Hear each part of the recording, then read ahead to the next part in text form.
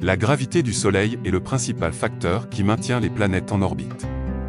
À mesure que le Soleil perd lentement de la masse à cause des processus intérieurs et du vent solaire, qui arrache constamment les particules de la haute atmosphère du Soleil, sa gravité s'affaiblit. Les orbites des planètes s'éloignent du Soleil et le système solaire s'éteint.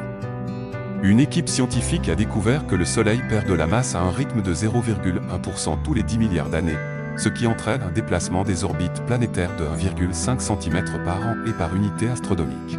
D'autres facteurs affectent également les orbites des planètes, comme l'aplatissement du Soleil, à quel point il est bombé au milieu, plutôt que d'être une sphère parfaite, et à quel point il déforme l'espace-temps en raison de sa taille Goliath, qui est décrite par la théorie de la relativité. Cette équipe a pu estimer les paramètres liés à la relativité, confirmant ainsi la théorie d'Einstein au-delà de ce que des études précédentes avaient trouvé. Cette étude a également limité davantage la valeur de la constante G, qui régit l'effet de la gravité sur les objets. Les scientifiques continuent de travailler pour démontrer que G reste constant dans autant de contextes que possible. Cela renforce l'hypothèse selon laquelle G est constant dans tout l'univers et n'a pas changé depuis le Big Bang.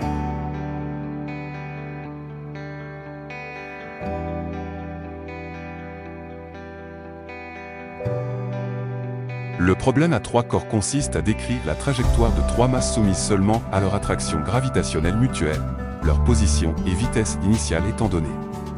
Les origines du problème des trois corps remontent à 1687, lorsqu'Isaac Newton a posé et résolu le problème des deux corps dans ses Principia Mathematica.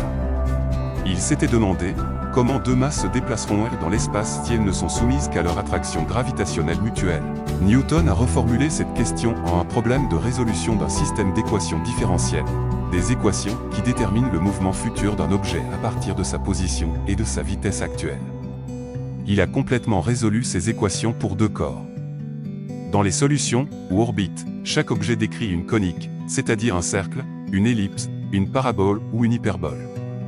Le problème à trois corps préoccupe depuis longtemps les mathématiciens, les physiciens, les auteurs de science-fiction. Imaginons où dans quelques milliards d'années, le Soleil perdait une grande partie de sa masse. Alors, la gravité du Soleil s'affaiblira, le système solaire s'élargira et certaines planètes s'échapperont de cette gravité. Deux planètes resteront dans la danse avec le nouveau Soleil. En supposant que la Terre fasse partie de l'une des planètes. Pourrions-nous survivre dans des conditions où chaque corps devrait subir l'attraction gravitationnelle de l'autre? Quelle masse doit-on donner au nouveau Soleil pour que les deux planètes restent périodiques et stables? Dans cette simulation, on calcule la trajectoire des trois corps en interaction gravitationnelle.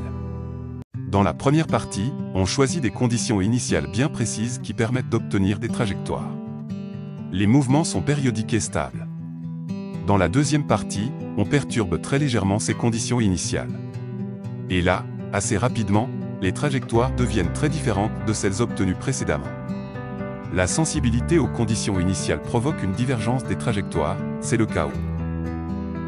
S'il n'est pas possible de vraiment trouver une solution générale au problème à trois corps calculable en pratique, il est possible de trouver des familles de solutions particulières qui le sont.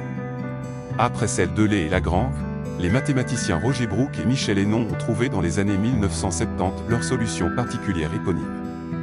En 1993, le physicien Christopher Moore du Santa Fe Institute en a dévoilé une autre, qui intègre des orbites en forme de 8.